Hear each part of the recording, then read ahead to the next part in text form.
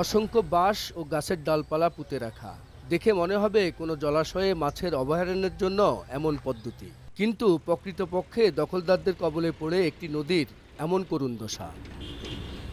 নোয়াখালীর বেগমগঞ্জ থেকে লক্ষ্মীপুর সদর, কমলনগর ও রামগতি উপজেলার উপর দিয়ে মেঘনা নদীতে মিলিত হয়েছে ভুলুয়া নদী। নাব্য সংকট, অবৈধ দখলের কারণে পলি জমে নদীটি এখন মরাখালে পরিণত হয়েছে।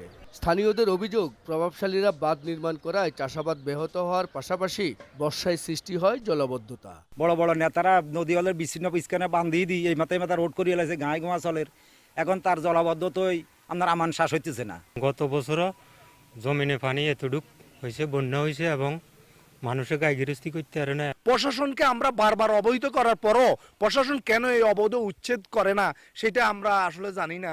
তবে অবৈধ দখলদারদের বিরুদ্ধে প্রয়োজনীয় ব্যবস্থা নেওয়ার আশ্বাস উপজেলা নির্বাহী কর্মকর্তার। আর পানি উন্নয়ন বোর্ডের কর্মকর্তা বলছেন, নদীটির 18 কিলোমিটার এলাকা খননের জন্য একটি প্রস্তাবনা ঊর্ধ্বতন কর্তৃপক্ষের কাছে পাঠানো হয়েছে। যেসব জায়গা অবৈধভাবে বাদ দেওয়া হয়েছে সেই বাঁধগুলো প্রশাসনের তরফ থেকে অভিযানের মাধ্যমে সেগুলো ভেঙে ফেলা হবে, কেটে দেওয়া হবে এবং অবৈধ জাল যেন না হয় এটির বিষয়ে ইতিমধ্যে আমরা একটি আলাদা সভা করেছি। আমরা এটা মানুষের উপকারের জন্য এবং এলাকার উপকারের জন্য, কৃষিভূমির উপকারের জন্য আমরা অবশ্যই সেটা খনন করব। 76 কিলোমিটার দীর্ঘ ভুলুয়া নদীর প্রস্থ ছিল প্রায় 300 মিটার, তা কমে দাঁড়িয়েছে এখন 68 মিটারে।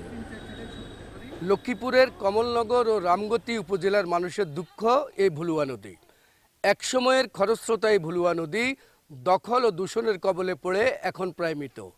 নদীটি খননের উদ্যোগ নিলে এই অঞ্চলে কৃষিকাজের যেমন আমূল পরিবর্তন আসবে, তেমনি ভাগ্য বদলাবে হাজারো কৃষকের। কমলনগরের চট্টিকা এলাকা থেকে মাঝারুল আনোয়ার টিপু, সময় সংবাদ, লক্ষ্মীপুর।